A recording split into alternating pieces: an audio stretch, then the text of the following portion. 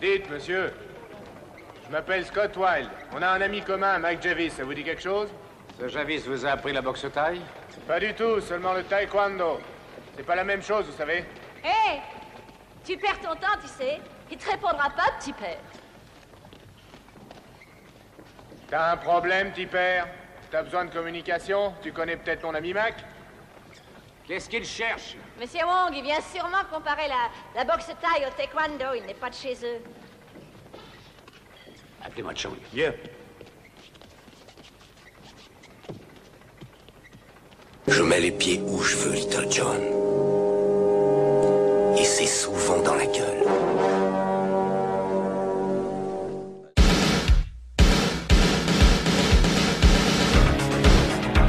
Je connais le kung-fu.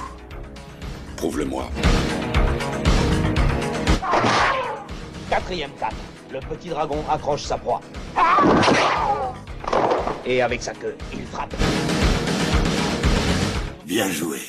Mais une brique ne rend jamais les coups. Bonjour à toutes et à tous et bienvenue dans le 31e épisode de High Kick dans ton podcast, le podcast qui met les pieds où il veut et c'est souvent dans les oreilles. Alors, habituellement je dis comme l'accoutumée, mon cher Seb m'accompagnera tout au long de cet épisode, mais là il m'accompagne puisqu'il est à côté de moi, puisqu'on est chez WAM, et donc du coup, comment vas-tu mon cher Seb ?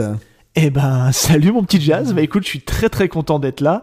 On va dire qu'on a une petite installation un petit peu spéciale, je pense qu'on va se péter le dos à la fin de l'épisode, mais ça rend pas si mal. On a fait 2-3 tests avant de se lancer, et ouais, je suis très content de faire un épisode en présentiel, quoi. C'est cool. Oui, non, franchement, c'est une première.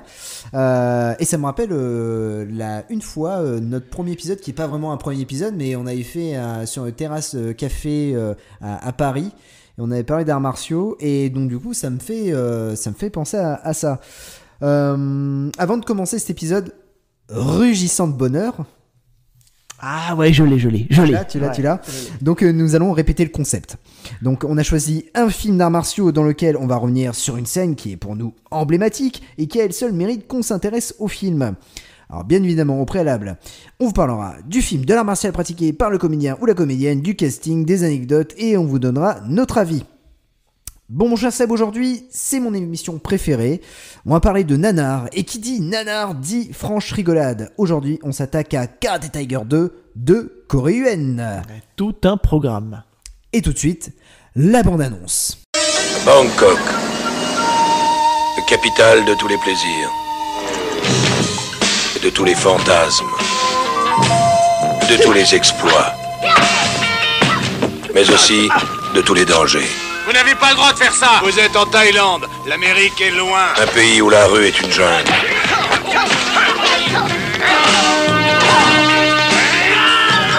Et la jungle un enfer meurtrier.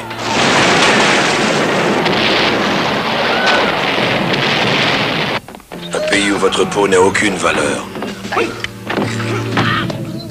La mort vous suit pas à pas.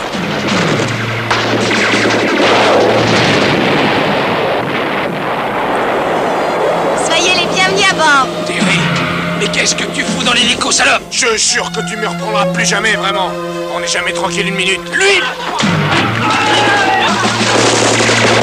2 hommes et une femme prêts à tout. Moi, je pars avec Scott. Fais ce que tu veux, je te retiendrai pas. Tu me sers plus à rien. Des aventuriers que rien ne peut arrêter. Ces hommes maîtrisent parfaitement l'art du combat. Aucune force, aucune loi ne peut leur résister. Venez par là! Pourtant, la seule femme qu'il ait aimée est retenue prisonnière par un être mi-démon, mi-humain. Un monstre vivant. Qui t'a envoyé? On parle de guerre. Leur mission, sauver une vie. Ils déclarent une guerre sans merci à l'envahisseur soviétique. Une forteresse impénétrable, inattaquable. Un monde sans pitié, où les sentiments n'ont pas leur place. Vous n'étiez pas loin. Je vous y emmène en hélicoptère, messieurs. Un homme invincible.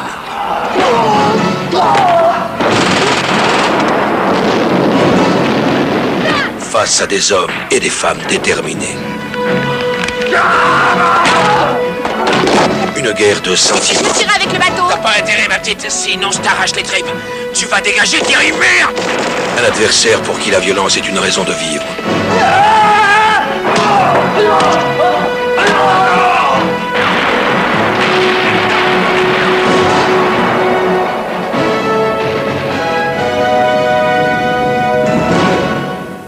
Alors, No Retreat, No Surrender 2, Raging Thunder, aka Karate Tiger 2, aka Cœur de Kickboxer. Cœur de kickboxer. Oh purée, mon dieu. Donc ça, c'est le titre canadien. Ok. Donc c'est un film qui est sorti en 87 au cinéma aux Philippines, en 89 aux USA dans un circuit très limité, et en France, le film est sorti au cours des années 90 en DTV. Le film a rapporté 109 000 $ aux USA, soit beaucoup moins que le premier film qui avait rapporté 4,6 millions de $. Ah ouais, rien à voir quoi. C'est un énorme flop à côté quoi. Oui. Et pourquoi c'est un énorme flop déjà? Parce que Van Damme et Kurt McKinney laissent la place à Lorenzo, n'importe quoi, Loren Avedon, je pensais à Lorenzo Lamas. Ouais, il reste là où il est, Lorenzo, ouais. C'est bon. Et Mathias, alors là... Ah oui, alors, il faut en parler, il faut en parler. Voilà. Alors Doumé nous a dit véritablement comment on devait prononcer Mathias. Alors c'est pas Mathias Us, c'est Mathias Yus, mais moi ça me fait de la peine parce que c'est vraiment Us. C'est Ouais, bah moi je pense qu'on va garder quand même Us pour la blague, mais c'est vrai que j'ai regardé les émissions et c'est Mathias Yus. Voilà, Mathias Yus. Peut-être un jour il... Non, c'est Mathias. Mathias Yus. Voilà. Alors, peut-être un jour il débarquera chez moi, il va dire vous foutez de ma gueule les mecs. Ouais, il y a peu de chance parce que je crois que maintenant il vit à Bali, je crois il me semble, il vit en Thaïlande, donc non, ça devrait aller. Ça devrait aller. Et peu de chance qu'il nous écoute, parce que déjà qu'il maîtrise pas très bien l'anglais, alors le français, on est tranquille. Alors, avant que tu nous parles du résumé du film, ce qu'on peut dire, hein, c'est qu'on retrouve aussi Cynthia Rothrock, hein, qui était dans sa période HK et qui était une star à l'époque. Hein. D'ailleurs, elle se servira de son statut pour vendre le film.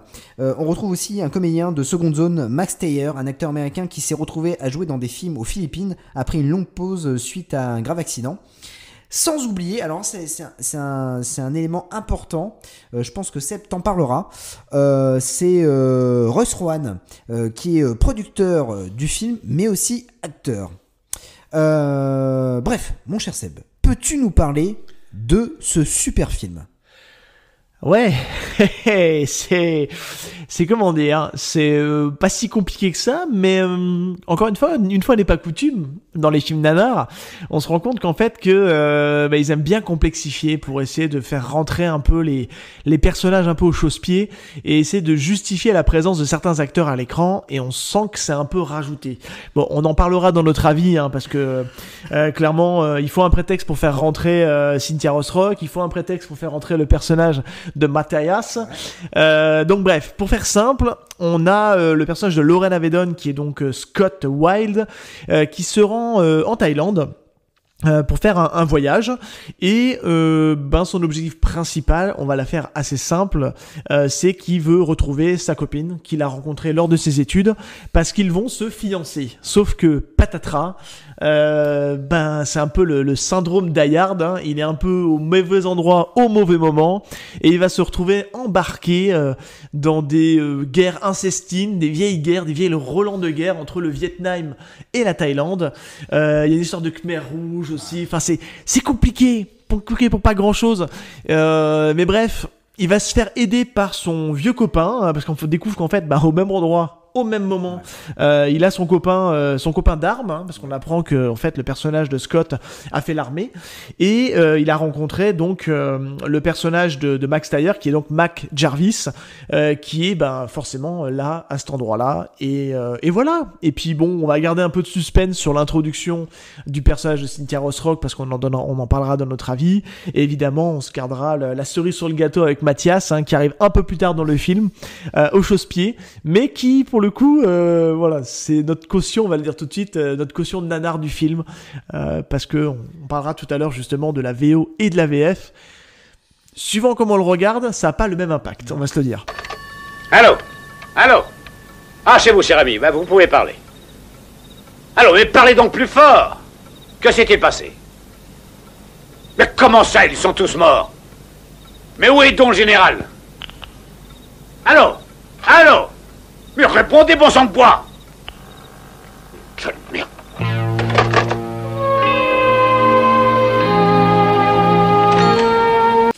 Alors, totalement, déjà, ça n'a pas le même impact. On va dire qu'en VO, le film est un peu moins nanar. En VF, c'est une catastrophe.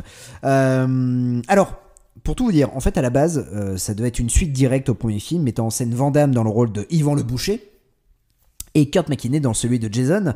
D'ailleurs, la tagline qui sera gardée, mais la tagline de l'époque, c'était « It's not rematch, it's a war ». Voilà. Donc après le succès du premier film, une suite est tout de suite envisagée, avec le même casting, toujours Corey Yuen à la réalisation. Toutefois, les risques de sécurité lors du tournage dans la jungle cambodgienne ont poussé Jean-Claude Van Damme à quitter le projet, entraînant également Kurt McKinney dans son sillage. Alors McKinney a précisé que les conflits d'agenda et les conditions climatiques difficiles au Cambodge ont continuellement retardé la production. Ces complications ont finalement conduit les agents de McKinney à lui obtenir un rôle dans le General Hospital. Ouais, j'allais te demander justement qu'est-ce qu'il avait de mieux à faire que de faire une suite à un film qui a plutôt bien marché quand même. Et ben, il jouait dans un soap opéra. et en revanche, il regrettera son choix puisqu'il, à un moment donné, il reviendra vers Corey Yuen en disant qu'il veut jouer dans Karate Tiger 2. Et Corey Yuen a dit bah non, on a cassé Lauren Avedon. Alors, ça, c'est la version officielle. Ok. Pour Van Damme. Ah, c'est la version de Van Damme. Voilà. D'accord. Ok. Maintenant, on va parler de la version de Royce Rowan. Ok. Royce Rowan, lui, sa version, c'est que Van Damme était en train de tourner un certain Bloodsport. Ah ouais, donc ça peut expliquer le pourquoi du comment. Ok, je comprends. Ouais. Alors c'est Royce Oran, pas Rowan. Non, c'est Roy Oran. Ah, c'est Roy. Putain, j'étais persuadé que c'était Royce. Non, mais pas de souci. Donc ça, c'est en revanche le fait que Van Damme ait demandé à Kurt McKinney de ne pas le faire. Ça, c'est la vérité. Et Kurt McKinney, en vrai, ce qui s'est passé, c'est qu'il ne pouvait pas... en fait, il avait très très peur de faire les cascades. En effet, dans le premier film, il faisait toutes ces cascades. C'est faux. Mais en fait, il a pris beaucoup de risques. Et il ne voulait pas avoir de nouveau ces risques-là pour le deuxième film. Donc c'est pour ça aussi qu'il a plutôt choisi le soap opéra. Mais il regretta ce choix. Ouais, tu comprends en regardant un peu les films, ces deux films-là, que on n'a pas l'impression que toutes les sécurités soient hyper... voilà, on sent le film qui est cheap, qui manque de moyens, et on se dit, purée, ça a l'air quand même de soit porter un peu les coups vraiment, Ouais. Ce qui a été d'ailleurs, je crois, un des reproches sur le premier Karate Tiger, puisque Van Damme apparemment avait du mal à retenir ses coups, et je crois que c'était Kurt McKinney s'en était un peu plein, je sais plus où est-ce que j'ai vu ça, mais donc on peut comprendre que tous ces films-là sont pas forcément hyper bien sécurisés, et on peut se dire, ouais, je vais pas prendre le risque en tout cas pour les acteurs. Tout à fait. Alors, il y a un truc aussi important, c'est que du fait du renoncement de Van Damme et de Kurt McKinney, ils ont dû réécrire le scénario, recaster les acteurs. C'est toi qui me disais que pour le rôle de Lauren Avedon, il y avait plus de 70 candidats, c'est ça ? Ouais, c'est ça. En fait, ils ont testé 70 personnes et c'est Lauren Avedon qui a été choisie. On racontera un petit peu quand on s'intéressera au parcours martial de Lauren Avedon, qu'est-ce qui l'a amené à ce rôle-là en fait, puisque c'est son premier rôle. Hein, tu l'as pas dit, mais c'est le premier rôle de Lauren Avedon. Alors peut-être pas forcément, mais voilà. Mais en tout cas, moi, je me suis beaucoup documenté comme d'hab, vous le savez, avec Art of Action, qui est une mine d'informations de ces acteurs-là. Après, comme souvent et comme il l'a dit en fait dans cette émission-là, c'est un film qui s'est passé il y a 30 ou 40 ans et il peut avoir sur certains éléments la mémoire qui se brouille un peu, on va dire. Alors, du fait du recast, du nouveau scénario, en fait, on est parti du principe que ce n'est pas du tout une suite à Karate Tiger 1 et de ce fait, ils l'ont appelé Raging Thunder. Est-ce que tu me suis bien à partir de là ? Oui, je te suis. Ok, d'accord. Ouais. Donc, on va rentrer plus en détail et en fait, j'ai, en cherchant les informations... Ouais, parce qu'on peut le dire, tu as vraiment bien potassé cet épisode. Pour une fois. Pour une fois. Alors, on a vraiment... j'ai découvert... on va dire que j'ai fait une découverte. Pourquoi Karate Tiger? Tu sais, on a ce truc en Allemagne où il y a 11 Karate Tiger. Oui, c'est vrai. Eh Il y a 11 Karate Tiger, Ok. ouais, exactement. Alors, du coup, tu sais pourquoi? Bah, est-ce que c'était pas le premier, c'est là où il a le mieux marché, c'est en Allemagne, et que ce serait pas pour aller draguer les Allemands? Alors, tout à fait, on doit ça aux Allemands. Et la France a repris le titre. En fait, quand le premier film est sorti, le premier film s'appelle No Retreat, No Surrender. Oui, Ok? ça d'accord. Donc les Allemands, ils se sont pas embêtés, ils ont vu le film, ils ont dit « Ah, il y a du karaté, on va l'appeler Karate Tiger. » Ok? Donc la France, elle s'est dit « Oh tiens, Karate Tiger, oh, bah, c'est trop bien. » Donc ils l'ont appelé Karate Tiger. Ensuite, ce qui s'est passé, c'est que aux États-Unis, Raging Thunder est sorti en 89. Soit 2 ans après les Philippines. Les États-Unis étaient au courant de l'histoire que ça devait être une suite à Karate Tiger. Donc ils l'ont appelé No Retreat, No Surrender 2 Raging Thunder. Ouais, ok, je suis jusque-là. Ok, je suis. Ouais, d'accord. c'est bon, je suis. Donc les Allemands, ils se sont dit « Ah bah, No Retreat, No Surrender 2, donc c'est Karate Tiger 2. » Ouais. Et la France a dit « Oh bah ouais, bah, c'est Karate Tiger 2, donc on va l'intituler comme ça. » Et les Canadiens ont dit « Eh bah c'est Cœur de Kickboxer. » Bon, ça, à la limite, c'est une anomalie. Mais, du coup, alors excusez-moi pour dédicace au corbeau, je vais essayer de corriger le du coup. Oui, il faut savoir qu'il écrit les du coup sur ses Voilà. textes, donc c'est pour ça que ça ressort plein de fois. Voilà. Et en fait, ce qui se passe, c'est que à chaque fois qu'il y a Lauren Avedon dans un film, les Allemands appellent Karate Tiger. Voilà. Ah, d'où le fait que le King of the Kickboxer. Et ça s'appelle Karate Tiger 4. Ah, ok. Donc le Karate Tiger 6, si je suis bien, c'est la suite de King of Kickboxer. Et non, c'est le 5. Oh. Et Ah oui, non, pardon, oui, ouais. c'est moi qui calcule mal. C'est le 5, oui, pardon. Et il y a juste aux États-Unis, ils ont pris le même principe parce qu'ils se sont dit oh bah c'est Seasonal Film qui a produit le nouveau film de Lauren Avedon, donc qui s'appelle Blood Brothers. Et ils se sont dit on va l'appeler No Return No Surrender 3. Et donc ce qui s'est passé, c'est que les Allemands ils ont dit on va l'appeler Karate Tiger 3. Et pour une fois les Français n'ont pas suivi puisqu'ils l'ont appelé Blood Brothers. Qui est sorti en DTV chez la Fox. Alors c'est le même personnage ou pas? J'ai Non, un pas doute. du tout. Pas du oui, tout. alors, Ah rien à non, voir. c'est rien à voir. Rien à voir. King of Kickboxer 1 et King of Kickboxer 2, c'est pas du tout le même personnage aussi. Non, mais ouais, donc on est d'accord que Karate Voilà. Tiger 3, c'est pas le personnage de du 2. Non, du tout. D'accord. Et en plus de ça, c'est que c'est une institution Karate Tiger en Allemagne. Il y a 11 films, dont Kickboxer, Best of the Best. Best of the Best, c'est. Alors Kickboxer, je crois que c'est Karate Tiger 6, si je veux pas. Voilà. Best of the Best, je crois que c'est le 7. Il y a To Be the Best, un film de la Payment Entertainment qui fait partie du lot. Il y a Champion. Mais comment il gère les suites de ces films-là Il l'appelle Karate Tiger, ils se font pas chier avec un 11. Il y a 11 films.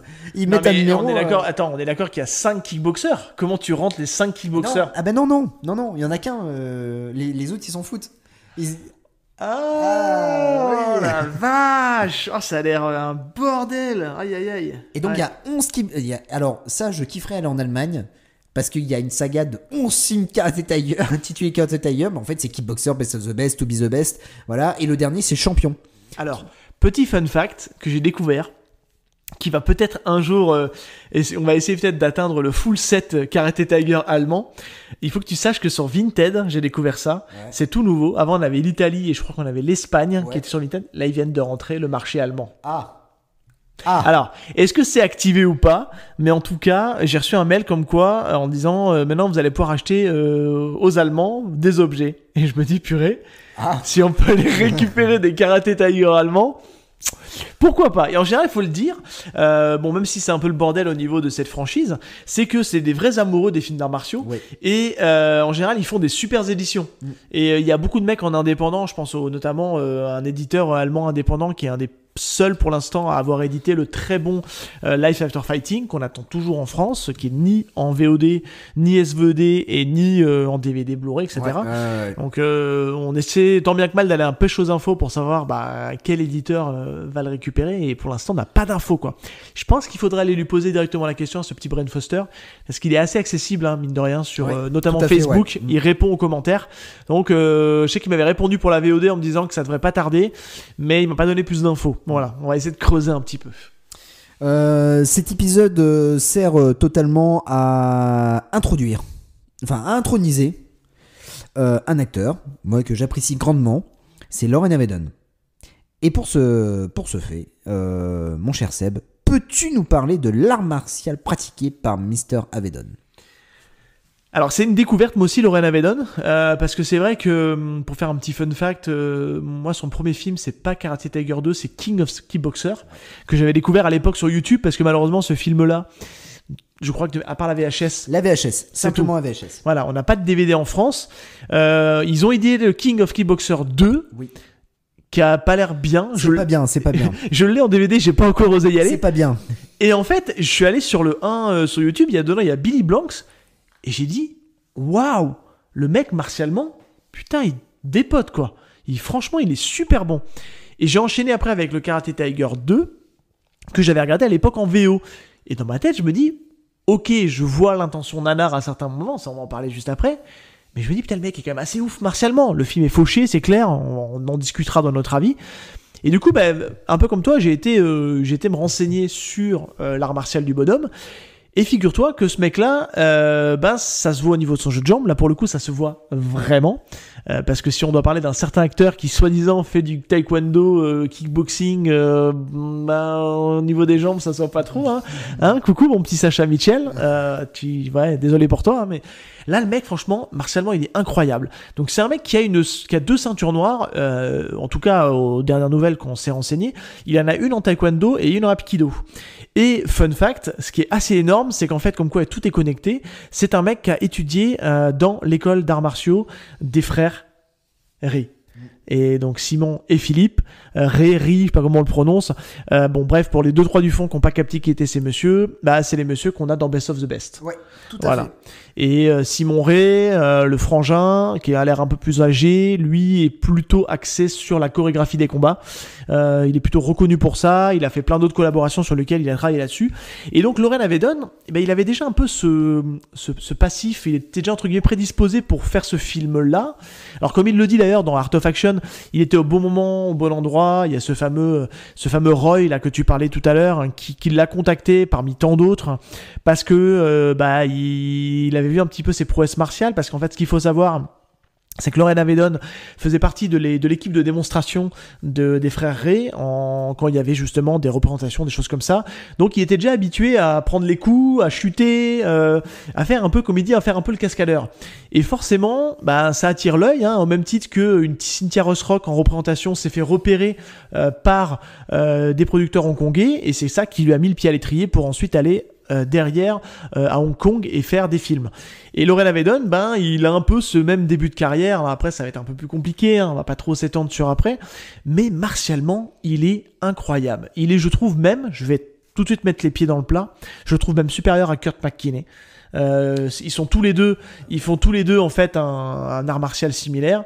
Je trouve que Loren Avedon pour le coup est vraiment extrêmement bon, et rien que pour sa prestation martiale, ça vaut le coup de voir le film. Donc c'est un monsieur qui est vraiment extrêmement bon martialement et qui est capable de prouesses quand même assez folles. Donc voilà, et formation comme je vous dis, taekwondo, aikido, comme il l'explique aussi dans la vidéo, il y avait un peu de boxe aussi. Donc quand il dit boxing, je pense qu'il sous-entend kickboxing, parce que là-bas je pense que et ça se voit dans la manière de se combattre, il a des coups de genoux, il fait aussi un peu des clés de bras, donc ça on le doit plutôt à l'aikido, parce que l'aikido c'est on va dire c'est la self-défense coréenne qui permet justement à faire des clés, des choses comme ça. C'est un peu l'équivalent, alors attention, je vais faire des raccourcis très rapides, mais c'est un peu l'équivalent de l'aikido, mais en version coréenne. D'ailleurs, chose importante, si vous voulez savoir et voir ce qu'est vraiment l'aikido, je vous conseille de regarder Best of the Best 4, puisque il y a le générique de fin, c'est une démonstration de aikido. Donc regardez ça, parce qu'en fait, Philippe Ray a été instructeur pour la police, il me semble, de Los Angeles. Ouais, je crois que j'ai la même info que toi. Mais en tout cas, voilà. Le petit Loren Avedon, franchement, très très bonne surprise. Malheureusement, je le vois dans d'autres productions, notamment un fameux The Circuit, où j'ai beaucoup souffert, où il se bat pas dedans. Quasiment pas. Enfin non, je crois qu'il se bat pas du tout même, de mémoire. Le film est sorti de ma mémoire. Mais c'est dommage parce que il est pas arrivé si tard que ça, finalement, quand on regarde un peu sa filmographie. Il y a un truc. Parce qu'il arrive quand même dans les années 80, et les années 80, on a eu pas mal de productions d'arts martiaux. Bon, après voilà, Karate Tiger 2, ça a floppé. Je pense que le 3 a pas bien marché non plus. Et ça a été un habitué de la DTV. Alors là, ce qui est très très drôle, auditeur, sachez qu'on est en... Alors, on s'excuse d'avance s'il y a des variations de son, parce qu'on teste mon micro, on essaie de voir un peu, donc on va essayer après au montage d'harmoniser ça, donc peut-être que je vous dis ça sert à rien, parce que vous allez vous en rendre compte que ça tourne bien.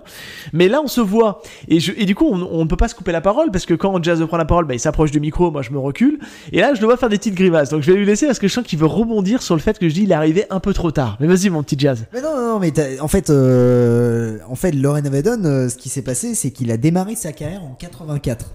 Sa carrière ciné. Il a démarré en 84 en jouant des seconds rôles dans des films tels que Furious ou encore Los Angeles Street Fighter. Mais c'est quoi ce truc ?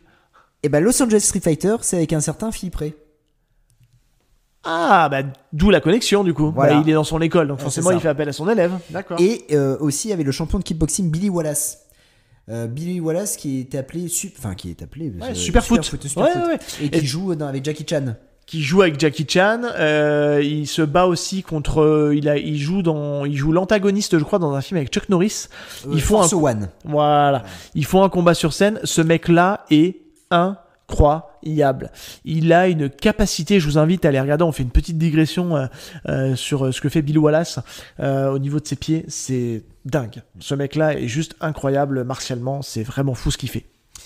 Alors, petit fun fact aussi, il y a un épisode spécial Walker Texas Ranger avec Billy Wallace, Joe Lewis, Don Oregon Wilson et Chuck Norris, et ils font une démonstration. Dans le même épisode ? Dans le même épisode. Oh, il faut que je vois ça. Donc, en 87, c'est en 87 que Loren Avedon obtient la consécration et signe un contrat de plusieurs films avec la société de production Seasonal Film Corporation, dont No Return, No Surrender 3, King of the Kickboxer 1 et King of the Kickboxer 2.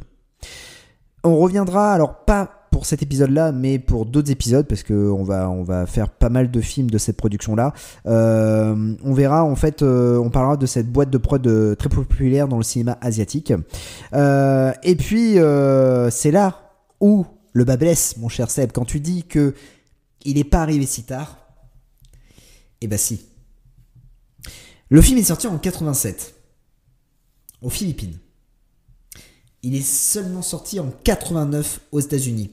Et pendant ce temps-là, en fait, Loren Avedon et Matthias Hues n'ont pas tourné.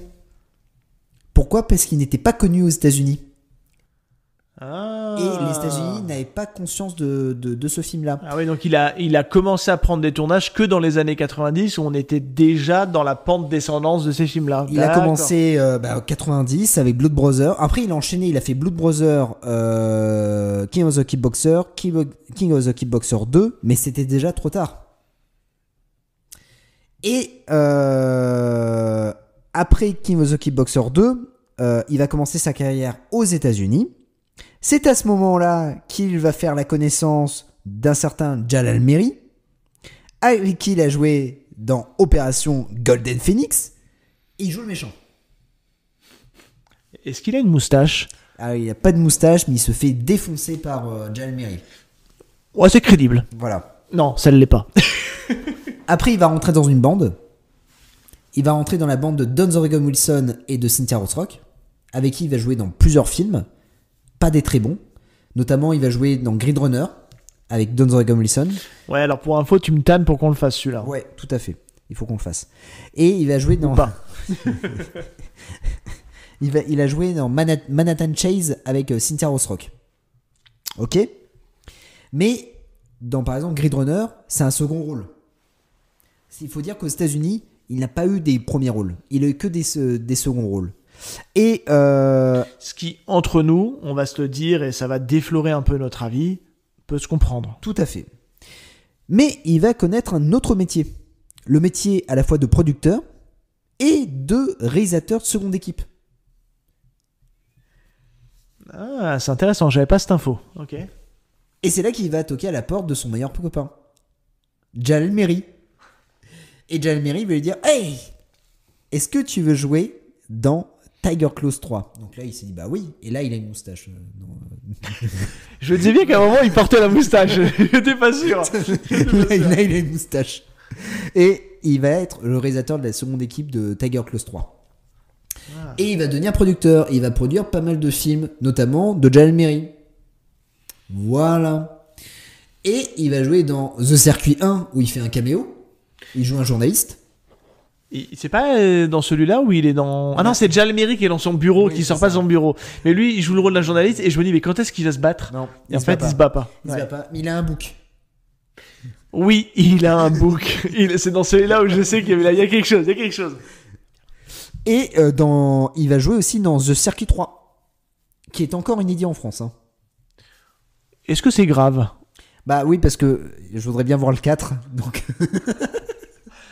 Alors, je peux comprendre qu'avec des sagas type, allez au hasard, le Cercle de Feu, toute ta série là, tout bizarre, là, il y en a 6 ou 7, 8 là, que tu cherches le 7ème. Ah, Bloodfist. Ouais, Bloodfist. Je comprends que tu sois complétiste, mais est-ce qu'il y a vraiment besoin d'être complétiste pour The Circuit? Bah non, parce que c'est pas ça, c'est que ça, il a été annoncé qu'il va y avoir The Circuit 5, 6 et 7.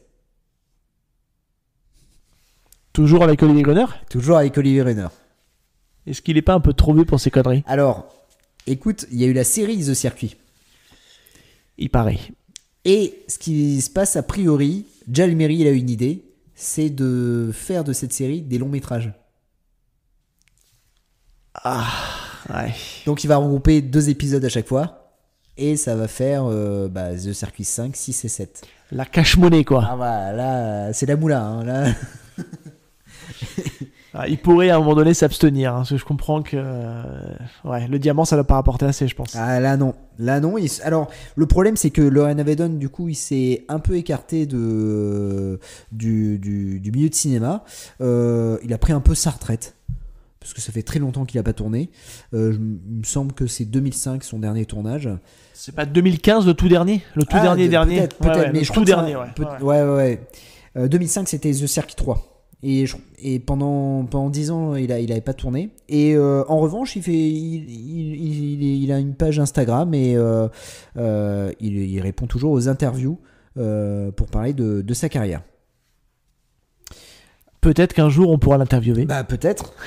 Mais il faudra qu'on augmente notre skill en anglais. Ouais, totalement. No returns on the door.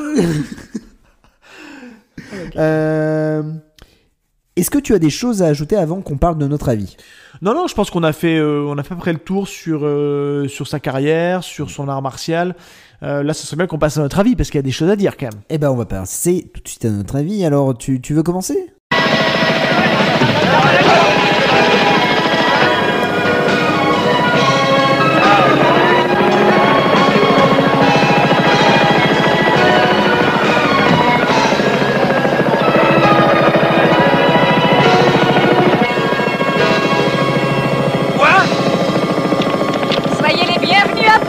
Terry, non!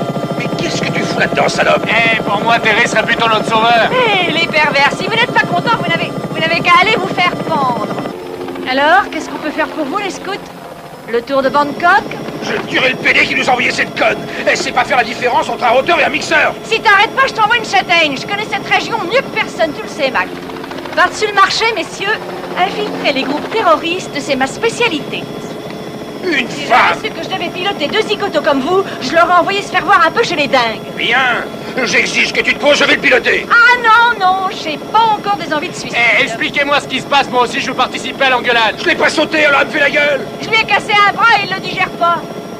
Ouais, elle fait pas la différence entre le sexe et la violence. Au lit, c'est un danger. Et à ta place, je me méfierai, hein, je peux encore recommencer. Écoutez, vous deux, si vraiment ma vue vous donne des boutons, eh ben vous n'avez qu'à vous barrer. J'en ai strictement rien à foutre.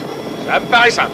Eh, Terry, t'as déjà oublié que nous avons prévu un combat ensemble? Eh, branleur, je... Mais vous connaissez tous les deux? Ouais, on s'est vu dans une salle de gym. Oh merde! N'oubliez pas vos ceintures, les gars, vous allez avoir peur. C'est un danger, une femme pilote. Allez, je me lance. Allez, Ah Pardon. c'était une super imitation. Ouais, il était beau celui-là. Bon, je dois avouer, celle-là, je la dois à d'autres podcasteurs qui la font souvent et je la trouve toujours très drôle. Et je me dis, fallait que je la place. Alors, écoute, je suis assez contrarié sur ce film. Je vais commencer par ça. Parce qu'en fait, c'est un film qui est globalement assez chiant quand tu enlèves toutes ces scènes de baston. Parce que globalement, on va commencer par le positif. Martialement, il est assez ouf. À 2-3 exceptions près. Notamment une certaine scène qu'on a gardée pour la fin. Voilà. Mais globalement, moi je trouve, encore une fois, et je vais le redire ici, la prestation de Lorraine Avedon martiale, elle est assez ouf. Et ça détonne avec la qualité du film général. Et je trouve que il dégage un certain dynamisme à l'écran, il bouge bien, il est hyper fluide, il est bien filmé. Étonnamment. Bon, après, c'est vrai que Corey Yuen n'est pas non plus un manche au niveau réalisation. C'est plutôt dans l'ensemble que c'est un peu compliqué. Il y a des, je sais pas si c'est lui qui s'occupe du montage, etc.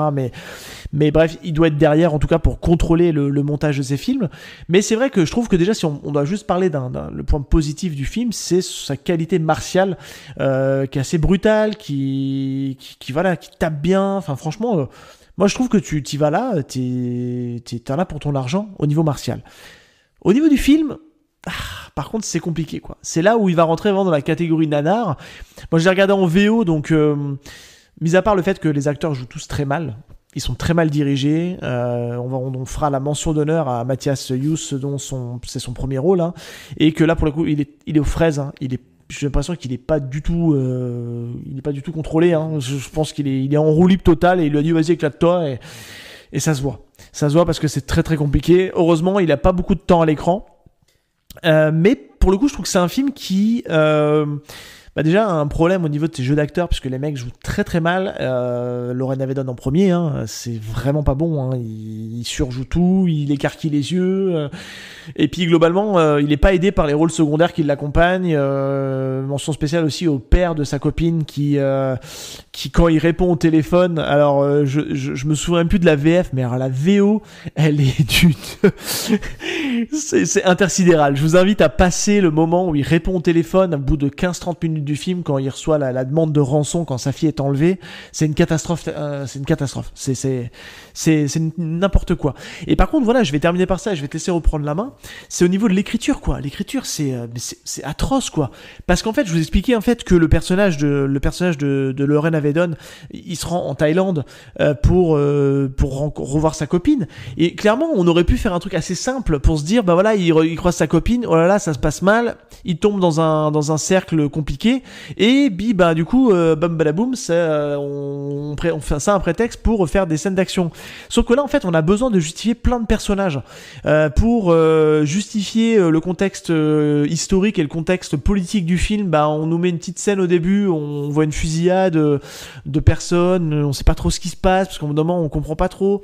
On nous parle du Cambodge, on nous parle du Vietnam, et puis le truc ça se passe en Thaïlande. Au final, on apprend que c'est tourné aux Philippines. Enfin, tu vois, donc faut être bon en géographie asiatique.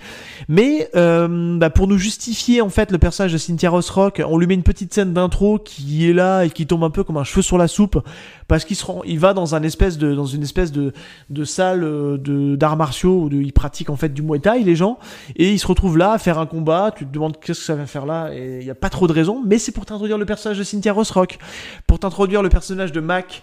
Et en fait on dit en fait t'as un copain, j'ai un copain qui habite ici, quoi. Ok, bon voilà, sauf que il vient quand même voir à la base sa meuf, mais il a quand même un copain qui est en Thaïlande, soit ça tient la route.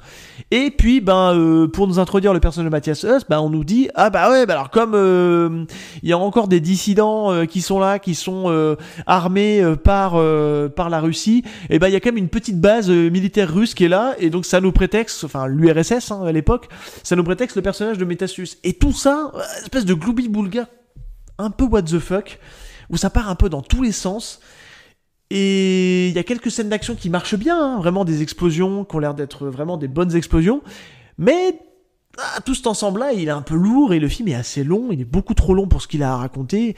Et des fois, tu passes ton temps à avoir des scènes à rallonge d'humour qui sont pas très drôles. Et c'est pour ça que je suis un peu contrarié, parce qu'il y a quand même pas mal de choses qui sont sympas dans ce film. Et à côté de ça, on part beaucoup dans le nanar, quoi. Voilà. Et je vais te laisser reprendre la main, mais ouais, compliqué. Alors moi j'ai un affect par rapport à ce film-là, puisque je l'ai acheté en VHS. J'ai acheté en VHS au Canal Vidéo de Samédard Anjal, donc à Bordeaux. Parce que en fait c'est à ce moment où on a remplacé les VHS par les DVD, et le propriétaire a décidé de vendre toutes ses VHS. Donc moi j'avais... alors le vendeur s'était un peu moqué de moi, puisque j'avais pris l'argent de ma tirelire. Alors c'était 4 balles la VHS, et je l'avais payé. Il m'avait dit ah bah ouais, tu te payes, tu dépenses tes économies pour ce film là. Et j'avais dit bah ouais, c'est trop cool, c'est la suite de Karate Tiger. Voilà. Donc le gars m'a regardé un peu bizarrement. J'avais 13 ans. Et donc ce qui s'est passé, c'est que j'ai toujours bien aimé ce film-là, mais pour les combats, après, c'est vrai que c'est très mal joué. C'est pas ouf. Mais pour les combats, j'ai toujours apprécié ce film-là. Je préfère largement No Return No Thunder 3. Vraiment, c'est mon coup de cœur, ce film. Mais le 2 est plutôt pas mal. Après, la VF est hyper raciste.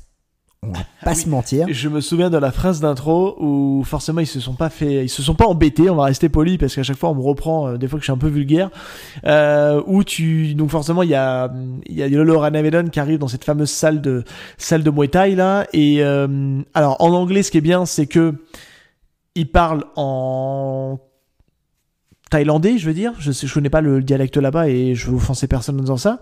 Donc les personnages thaïlandais parlent thaïlandais, et c'est en fait Cynthia Rothrock qui fait en fait l'interprète. Et en français, ils sont pas embêtés parce qu'en fait, tout le monde parle français. On s'embête pas à faire de dialecte local.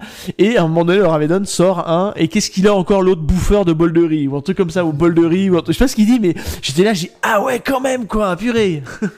Il y a ça, et puis il est hyper sexiste, puisqu'il y a une scène qui est dans un hélicoptère avec Cynthia Rothrock qui pilote l'hélicoptère, Max Taylor qui mitraille, et il l'insulte, mais de toutes ses forces. Le mec, il a une haine contre Cynthia Rothrock, et il l'insulte de ouf. La VF est incroyable pour ça. Et ouais, puis, alors il se taille un peu dans le film, mais en VO, ils font un parti pris de vulgarité. Loren Avedon est ultra vulgaire en VF, quoi. Ouais. Il ne l'est pas en VO, hein. Ouais. Il ne l'est pas du tout, quoi. Hé, c'est drôle. On dirait une colonie de vacances pour Boine. Il y a peut-être un barbecue ce soir. Eh mec, que dirais-tu d'un bol de riz grillé? C'est alléchant, non? Je m'en lèche les bavides.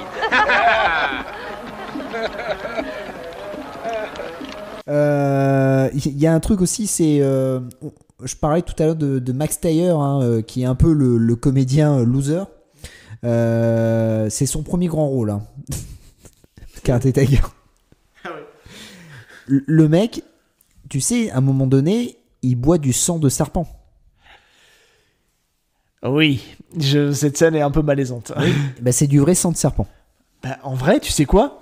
Je suis sûr et je te crois, parce que je vois pas de cut. Je vois vraiment le mec, la caméra filme le mec en train d'éventrer un serpent, qui a l'air d'être un vrai serpent. Il récupère le sang, il le verse, et la caméra suit, et on voit pas de cut. Je me dis, attends, mais est-ce qu'il l'a vraiment vu? Est-ce qu'on est vraiment dans le mode acteur studio, quoi? Autre chose, il a été embauché pour ce film-là, Monsieur Max Taylor, et pendant 3 semaines, il est resté à l'hôtel sans tourner, parce qu'il attendait qu'il y ait un recast. Parce qu'à la base, il a signé pour jouer avec Van Damme et Kurt McKinney. Et en fait... Ah, le pauvre! Il s'est retrouvé avec Loren Avedon et Matthias Huss. Et là, il s'est dit, ah mince, mais j'ai pas signé pour ça, moi. Ouais. Il était un peu vexé, quoi. Ouais.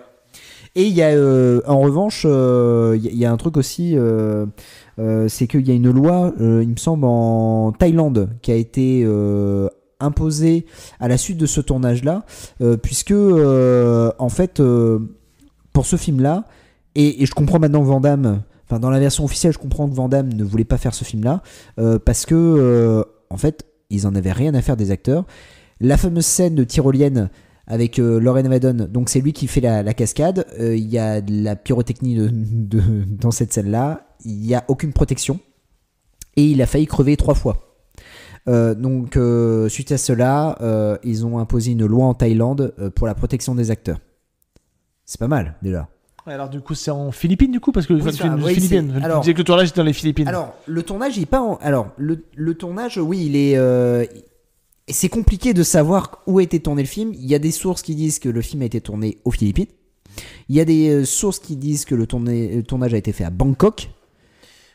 Pour certaines scènes, on peut comprendre. Et tu vois, c'est là que c'est étonnant parce que le film, on disait, regardez, il a pris 3 mois et demi à tourner, quoi. Ouais. C'est super long, quoi. Bah, c'est déjà les scènes d'action. Tous les scènes d'arts martiaux et les scènes de cascade. C'est super dangereux ce qu'ils ont fait. Donc c'est normal que ça dure autant. Et je ne sais, et en fait, le Karate Tiger 2 est super populaire, donc à la fois aux États-Unis, je pense en Grande-Bretagne, puisque Scott Adkins, il adore No Retreat, No Surrender 2. Et donc, tu sais pourquoi il est aussi populaire, le film ? Non, tu vas me dire. Et ben, c'est grâce à ce film-là que le personnage de Sonya Blade a été inventé. Ah bon ? Oui. Ok. Parce que ils se sont dit, mais c'est Cynthia Rothrock en fait, Sonya Blade. Et donc c'est le personnage de Karate Tiger 2 qui a permis d'inventer le personnage de Sonya Blade. Ok, qui est pas son rôle le plus emblématique. Hein. Qui est pas son rôle le plus emblématique, mais je sais pas si tu te rappelles, quand on avait fait notre épisode sur Mortal Kombat, on en parlait en disant, Cynthia Rothrock aurait été excellente dans le rôle de Sonya Blade. Oui, elle était un peu vieille pour le rôle à l'époque. Et bah du coup, c'est une sacrée fun fact, hein, parce que dans ce film-là, on va se dire, vous n'allez pas l'avoir beaucoup. Hein. Elle est vraiment là pour, entre guillemets, attirer le public qui sont déjà acquis à sa cause. Parce que vous la voyez un peu au début, elle a une petite scène au milieu, et puis elle a une scène à la fin, et voilà. Et on va pas dire ce qui se passe, mais voilà, on va s'arrêter là parce que je vais spoiler. mais après, au-delà de ça, oui, c'est un nanar. Pour moi, c'est un nanar, mais c'est à cause de sa VF. C'est un nanar parce que notre Mr. Pectoro est pas... Il est pas dirigé. Non, il est pas dirigé. On a dû lui dire, mec, voici les clés de la maison, tu fais ce que tu veux. Alors, ce qu'il faut dire aussi, c'est que c'est le premier rôle de Mathias. Hein. C'est son premier rôle, donc il arrive aux États-Unis, il pense à American Dream, tu vois, il est là pour essayer de percer aux États-Unis. On a raconté la fun fact à l'époque où il s'était fait un peu éconduire par ce bon vieux Dolph Lundgren, hein, qui lui avait dit non mec, c'est bon, il lui avait promis un film, puis il l'avait un peu lourdé pour au final pour qu'ils se retrouvent derrière ensemble sur Dark Angel exactement. Et il faut savoir que il est arrivé, il n'avait fait aucun arts martiaux. Et en fait, il a tout appris avant le tournage. Ça se voit, mais ça fait le job. Parce qu'en vrai, vu comme il est musclé, il arrive quand même à envoyer 2-3 patates. Il fait 2-3 coups de pied. Voilà, ces fameux coups de pied signature qui vont revenir très très souvent. Mais par contre, il est incroyable et c'est à mourir de rire parce que il parle d'une manière. Il essaie de faire un accent russe, mais il est allemand. Il passe son temps à faire des gros yeux, à faire des. Et il rit comme ça là. Il est incroyable. Il est incroyable. La scène où en fait il est filmé de près, et il porte quelqu'un pour le charger, pour le projeter. Aïe aïe aïe, cette scène elle est. Et puis non, mais tout est énorme, tout est drôle. Enfin voilà, son summum c'est justement la dernière scène qu'on aura retenue, qu'on va vous parler dans quelques instants. Mais il est incroyable dans ce film-là. Il est à mourir de rire, que ce soit en VO ou en VF. Oh là là, c'est du pain béni. Hein. Qui t'a envoyé ici? Tu vas me répondre. Méfie-toi, je suis pas très patient. Écoutez, je recommence. Je faisais partie d'un groupe touristique. Nous avons été séparés. Un groupe touristique? Comme je vous le disais, je me suis brutalement trouvé séparée du groupe. Aujourd'hui, on avait prévu d'aller voir les restes d'un B-52 dans la jungle. Un B-52? Ils doivent vraiment être morts d'inquiétude. Ils nous comptent à chaque retour. Ils nous considèrent comme des enfants. Et si l'un de nous est absent, c'est le drame. À ce point-là? Ouais. Et encore, je vous ai pas tout raconté. Ils sont capables de nous fouetter pour nous faire obéir. Vous vous rendez compte? Ça suffit, tu commences à me taper sur les nerfs. Oh, mon pauvre gars. Ce sont mes hommes que tu as Tes hommes, attaqués. ça va pas, c'était des moines. D'abord, ils nous ont attaqués en On t'a premier. envoyé ici pour nous espionner. Je t'ai déjà dit que je m'étais perdu, c'est facile à comprendre, non? J'en ai ras-le-bol des voyages organisés, moi. La même chose m'est arrivée pendant un voyage aux Bermudes. Ta gueule! Et d'abord, parle-moi correctement, on n'a pas élevé les cochons ensemble. Attends un peu, tu vas voir. Oui, et puis bon, c'est vrai que son copie de signature, on le retrouvera dans tous ses films. Il n'a pas progressé martialement parlant, on va pas se mentir. C'est ce que vous voyez dans Karate Tiger 2, il va stagner. Et ça sera la même chose. Même à 60 balais, il fait des petites vidéos sur Instagram qui sont sympas, où il s'entraîne à lever la jambe. C'est la même chose, mec. T'as pas progressé. Non, mais il est un peu limité, le pépère. Hein. Il est très très musclé. Tu peux pas être et très musclé et souple. Alors, tu vois, il y a des gens qui vont dire, vas-y, on peut. Oui, enfin, il y a un dosage à avoir. Voilà, Scott Adkins, c'est très musclé, mais il a pas non plus trop de muscles qui l'empêchent de bouger. Le problème de Mathias, c'est qu'il est bodybuilder, quoi. Donc forcément, il a fait de la gonflette, il a un peu moins le même niveau de muscle qu'un Schwarzenegger, mais il est quand même super musclé, il est super massif, il est très grand, il est impressionnant. Mais il fait un bon méchant. Mais un bon méchant de cartoon. Voilà, Tex Avery, quoi, tu vois, ces trucs-là, quoi. Est-ce que tu as des choses à ajouter, mon cher Seb? Oui, ce qu'on peut ajouter, c'est une petite mention que j'ai oublié de dire tout à l'heure, c'est que dans ce tournage-là, Corey Yuen, qui est un pur produit hongkongais, hein, qui a fait beaucoup de films à Hong Kong, etc. On en découvre tous les jours avec Jazz, puisqu'on est toujours en recherche de nouveaux films de Hong Kong, notamment via le marché de l'occasion. Il faut savoir qu'il y a une partie de l'équipe de cascade de Jackie Chan. C'est ce qui fait que ce film-là, encore une fois, dans les points positifs, c'est son côté martial, son côté vraiment où ça tatane bien, les mecs chutent bien, il y a un côté assez crédible dans les combats. Quand je dis crédible dans la chorégraphie des combats, hein, pas le côté réaliste, hein, c'est pas ça qu'on recherche dans un film avec des arts martiaux. Et donc du coup, c'est ce qui fait que le film rend vraiment bien et il a une belle patine au niveau martial. Et voilà, je pense qu'on le doit notamment avec une fête qui avait une partie du crew de l'équipe de Jackie Chan et qui a apporté aussi tout son savoir-faire, qui a dû certainement aussi pas mal aider ce bon vieux Mathias à faire des bonnes scènes d'action. Mais voilà, en tout cas, comme je dis, moi c'est un film, je suis un peu contrarié, mais il y a quand même pas mal de points positifs. Il faudrait lui enlever une bonne demi-heure et on serait pas mal. Oui, parce que ce qui est un fait assez rare, il dure presque 2 heures. Ouais, j'ai regardé 1h40, 1h45, ouais, c'est long hein, quand même pour un film comme ça. Hein. Donc voilà. Est-ce que tu as des choses à ajouter? Non, on peut passer à la scène. Eh ben, on va passer à la scène que l'on a choisie. On peut le faire comme ça. Et on peut le faire synchro. C'est génial. C'est génial. C'est génial. Bon, on va pas se mentir. C'est la scène finale. Ah ouais. Ah bah y a pas photo. Il faut que j'en parle ou t'en parles? Bah, elle est en 3 parties. Oui. Bah vas-y, puis on commente, on non, coupe mais les parties. Alors, première partie, Lorena Vedon contre Mathias Huss. Et à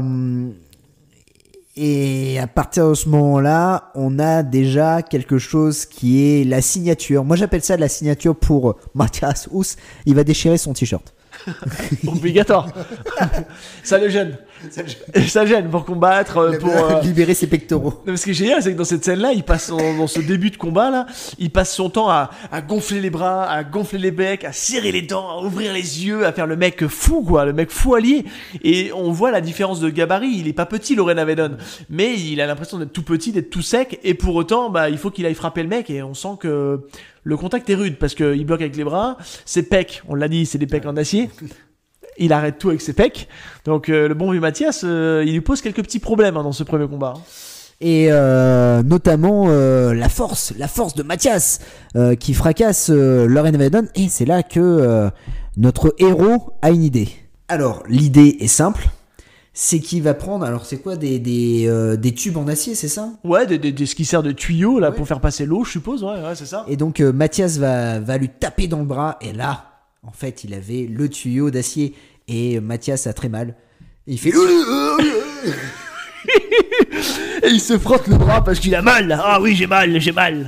Arzo, j'ai mal. Ouais, je tentais de faire l'accent allemand. Dans le film. Non mais il est incroyable, il en fait des caisses. Là, je crois qu'il est... Autant il fait à peu près sérieux dans le film, tu vois, il essaie de se contrôler, il essaie de faire un petit peu... Mais si, comparé à ça. Là, il est complètement... Il est en roue libre, là. Ah, il est en roue libre. Je pense qu'ils ont commencé par la fin. Ouais, et il s'est peut-être calmé sur la fin, sur le milieu du film, quoi. Qui est en fait la fin pour lui, enfin bref, vous avez compris. Et donc, ce qui se passe, c'est que là, Lauren Avedon va donner des coups de pied, des coups de poing, il va maîtriser Mathias, et puis il va se barrer. Et Mathias n'est pas content. Donc, en fait, il y a un muret. Et Lauren Avedon va sauter le muret. Mathias, il dit, mais pourquoi je vais sauter le muret? Je vais le briser. Parce qu'il est en colère. Et il faut casser le contreplaqué. Parce que là, vous le voyez, alors on l'a pas dit, mais dans tout le film, tout fait cheap. Les décors font cheap. Je pense à cette fameuse scène d'hôtel où Lauren Avedon se fait agresser. Cet hôtel où il y a une espèce de Mac qui vient l'embêter, voilà. Et il y a cette porte. Moi, je voyais que ça, la porte. La porte, elle fait un peu cheap, la porte. Ah bah, en effet, elle va finir par être cassée à un moment donné. Et là, c'est pareil dans cette scène-là. Tous les trucs en bois, j'ai l'impression que c'est du contreplaqué qui sert aux démonstrations d'arts martiaux qui sont faciles à péter, mais qui font waouh, impressionnant. Mais là, ça fait cheap, quoi.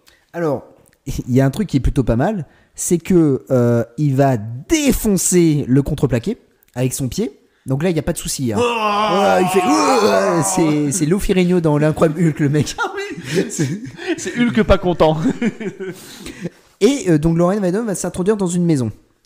Et là, comme par hasard. Mais là, on va dire que la maison, c'est pas du contreplaqué. Je pense qu'il devait faire attention à la porte, puisque Mathias. Alors on se dit, il va Ah mais oui. Il va défoncer le contreplaqué, tu te dis ok. Et là la porte, il va donner un coup de pied, mais un coup de pied de merde. Et la porte va s'ouvrir tout de suite. Mais l'intérêt, Lauren Avedon referme la porte sans la bloquer, et lui il arrive, il la pousse d'un coup de pied, mais en mode ouh, pas content, mais la demi-mesure quoi. Il faut que je fasse attention quand même. Hein. Et il ose même pas toucher la porte pour regarder s'il est caché derrière. T'as vu? C'est incroyable. Ah oui, il fait un pas chassé. Ah oui. Pas chassé sur la droite, pas chassé sur la gauche. C'est incroyable. Et il va avancer, mais Lauren Avedon. Il est agile. Et du coup, il est tout en haut, en train d'attendre que Mathias arrive. Et alors là, il va y avoir une scène... On va dire une accélération. Ils se sont dit, on va mettre x10, où Lauren Avedon va sauter, va donner un coup de pied à Mathias, et c'est là que le plus gros combat des films d'arts martiaux commence. Bah, clairement, on va se le dire, la scène fait 4 minutes 30. On a regardé et on s'est dit, c'est long quand même. C'est long. Mais en fait, il n'y a pas 4:30 de combat. C'est là où il y a le petit subterfuge. Grosso modo, la première partie, elle dure une trentaine de secondes. Et après, on va avoir une bonne 1 minute 30 de bonnes bastons. Et on va se le dire, c'est vraiment cool. Parce que c'est bien chorégraphié. Ça se bagarre bien. C'est très cliché. Parce que forcément, dans la seule maison où il tombe, c'est le quartier général. C'est le temple de l'URSS. C'est le Hall of Fame de l'URSS avec des drapeaux partout. Si on n'a pas compris que c'était l'URSS, les drapeaux sont là pour nous le rappeler. Parce qu'il y en a, je ne sais pas combien. Je pense que tout le budget est passé là-dedans. Ils ont passé tout le budget décor dans les drapeaux du RSS parce qu'à l'époque, ça devait être compliqué de les avoir, quoi. Et le truc, c'est que Mathias, ce qu'il va faire, c'est qu'il va donner un coup de pied à Lauren Avedon. Lauren Avedon va tomber. En fait, il y a un bureau. Tu sais pas ce que fout ce bureau-là, mais il y a un bureau. Il y a un bureau. Et là, t'as Lauren Avedon, donc il se fait défoncer, il atterrit sur le fauteuil, mais au lieu de l'attaquer, Mathias, il va renverser le bureau et il va pousser. Ah oui, mais essayer de l'écraser avec sa force. Et Lauren Avedon, avec ses pieds, va retenir le bureau, et alors là... Et c'est long. C'est long. Et c'est long, mais plus c'est long... Plus c'est bon. Mais plus c'est bon, ouais. Et là on va assister à quelque chose d'incroyable. Si vous voulez... vous voulez jouer un jeu de mime, Pictionary, et vous demandez à Mathias de jouer le mec qui est constipé, et c'est parfait. Le mec... Ça vaut peut-être le coup, là, pour les auditeurs, de mettre le bruit qu'ils font. Ah oui. C'est génial. Le mec a cassé son slip, hein, c'est sûr et certain.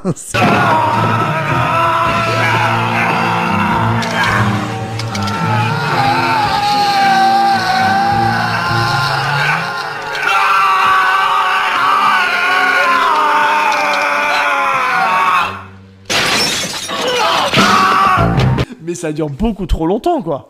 Ah ouais, ça dure, mais c'est énorme. Et puis, tu vois que le mec, il n'en peut plus, quoi. C'est le rôle de sa vie.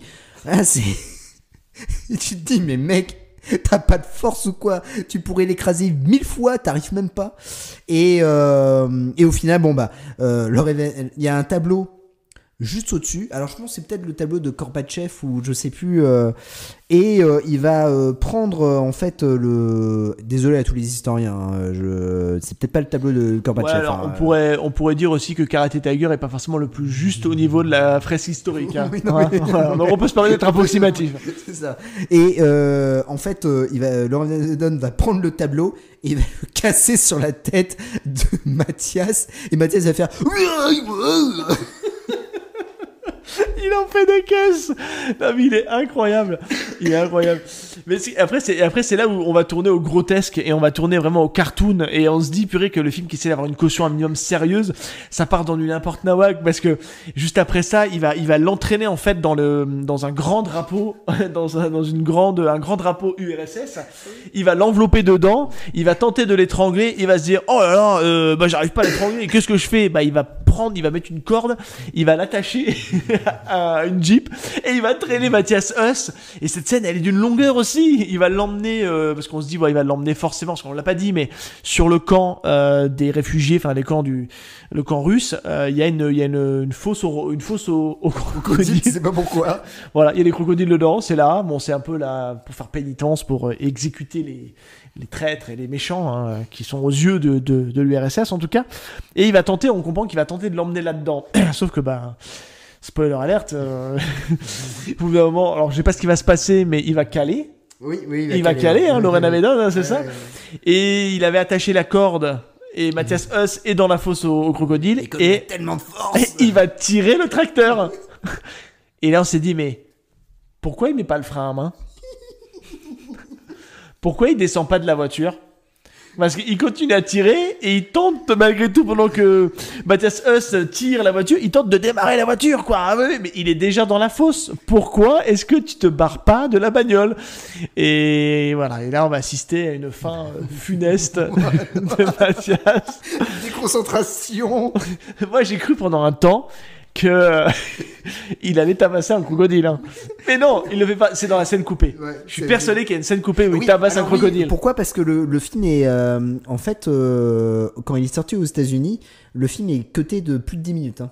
Oh la vache. Ouais. Non, mais attends, on fait déjà 1h45 le machin, quoi. Et... Non, mais c'est pas ça. Il est déconcentré, Mathias. Parce qu'il se fait mordre par un crocodile. Et quand il se fait mordre, il fait... Il se retourne et il est dans le surjeu. Mais là, ce qui est énorme, c'est là où c'est tout ce qui est drôle dans les nanars, parce que cette scène-là, elle prend des proportions assez fous, parce que donc on rappelle, hein, Lauren Hedon se fait tirer par la voiture. La voiture se fait tirer par par Mathias et au lieu de dire je vais descendre, il tente de la rallumer. Mais là, dans un dernier espoir, quand il comprend que tout est perdu, il pense à ouvrir la trappe à carburant. Le camion. Enfin, le tracteur, l'espèce de Jeep tombe dans le trou, et là, il récupère un gun au passage. Je sais pas d'où il vient, ce gun. Il tire dans la camionnette, et boum, ça explose. On se dit, bon, là, je pense qu'il est mort, et les crocodiles aussi. Donc, ça fera un russe grillé avec des sacs à main. Voilà, donc c'est parfait. Non, il faut dire que Mathias tombe dans la fosse de crocodile. Alors il faut dire pendant 10 km il se fait traîner le mec. Donc déjà il est brûlé. On peut reconnaître que c'est lui qui fait la scène. C'est lui qui fait la scène. Bon, est-ce que c'est à vitesse réelle? Je suis pas sûr, mais c'est lui qui fait la scène. Quand il fait la scène, il fait il tombe dans la fosse. Donc là il se dit il y a un espoir. Il tire le truc. Il se fait mordre par le crocodile. Voilà. Et ensuite il se prend une voiture dans la gueule. Mais en plus de ça, il est pas mort parce qu'on lui tire dans la voiture, il explose. Donc, best fin pour lui. Ah non, mais je vous dis, c'est ce film-là, en fait, il a des petites scènes nanars, des trucs comme ça. Mais Mathias, en fait, il rend vraiment, désolé pour toi Mathias, mais il rend ce film, il donne sa patine nanarde, quoi, parce que franchement, il est en surjeu complet. Lauren Hedon joue pas bien non plus, mais encore on se dit bon, ça peut passer, tu vois, et surtout si vous le regardez en VO, et encore en VO, Je trouve qu'il est un peu sauvé, Mathias Hues, en VO, en VF, pardon, en VF, il est sauvé parce qu'il est pas trop mauvais, l'acteur qui le double. Mais en VO, on sent qu'il est très très limité quand même. Donc voilà. Karate Tiger 2, pépite. Ouais, on vous la recommande très chaudement. Toujours disponible sur YouTube si vous la cherchez. Oui, parce que le DVD est... Alors, le DVD, vous pouvez le trouver dans un cache. Après, sur Vinted, on a vu les vendeurs le vendre 10 balles. Faut pas déconner non plus. Mais c'est un film qui est compliqué à trouver. Voilà. Ouais, parce que clairement, il a été peu édité. Oui, parce qu'il était dans la jonction entre la VHS et le début du DVD. Donc, je pense qu'à mon avis, ils l'ont pas trop réédité. Donc, à mon avis, il y a très peu de copies, quoi. Ils ont mis longtemps, même aux États-Unis, ils ont mis longtemps à l'éditer en zone 1. Ok. Mais tu vois, c'est typiquement ce genre de film. Pourquoi pas le remettre en... Tu sais, on réédite bien un Undefeatable en Blu-ray. On a un Kickboxer 4 en Blu-ray. Je me dis, celui-là, il mériterait d'avoir un petit Blu-ray, quoi. Peut-être qu'il existe, c'est possible. Alors, je sais pas. Je sais pas s'il existe en Blu-ray. En tout cas, je sais qu'aux États-Unis, il y a un coffret trilogie qui est sorti avec les 3 No Return No Surrender. Il existe en zone 1. Possiblement qu'il existe. Alors, je sais qu'il y a No Return No Surrender 3 qui est sorti en Blu-ray 4K. Mais je ne sais pas si le 2 est sorti. Voilà. En Blu-ray. Donc, mon cher Seb, est-ce que... Ah, tu as la réponse. Ouais, j'ai la réponse parce que je regardais en même temps et il est sorti a priori sur le marché allemand, comme on sait que les Allemands sont assez friands de ça. La question c'est, est-ce que on a le droit à un vrai master Blu-ray ou est-ce que c'est un DVD RIP comme on a souvent? Mais oui, tu te rappelles en fait, oui, tu me l'avais montré, tu m'avais envoyé l'annonce et ça coûte 30 balles. Oui. Voilà, oui, c'est ça, ouais, oui, mais il a été édité il y a pas très longtemps. Oui. Ouais. En plusieurs, en plusieurs jaquettes. Ouais. Ouais, sur le site de Retro Gold 63, qui est un site allemand et qui est un mec qui fait de l'édition indépendante. C'est notamment à lui qu'on doit notamment, je le répète, mais Life After Fighting, qui est une grosse pépite, mais il vend un peu cher parce qu'il fait des séries limitées. Et j'étais pas prêt à mettre autant d'argent dans ce film-là. Ouais, c'est plus de 30 balles, ouais. Et il était en précommande et tout ça, et il est indisponible. Voilà, il fait des petits tirages et il a déjà tout vendu, a priori. Ouais. Mais à chaque fois, c'est blindé de bonus et tout ça, c'est assez fou et c'est des beaux coffrets. Mon cher Seb, est-ce que tu as des choses à ajouter sur Karate Tiger 2? Non, mais je pense qu'on a fait le tour. C'était très cool de faire cet épisode en live. Oui. Bon, encore une fois, là, on a mon micro qui est au milieu de nous. C'est pas la truc la plus facile.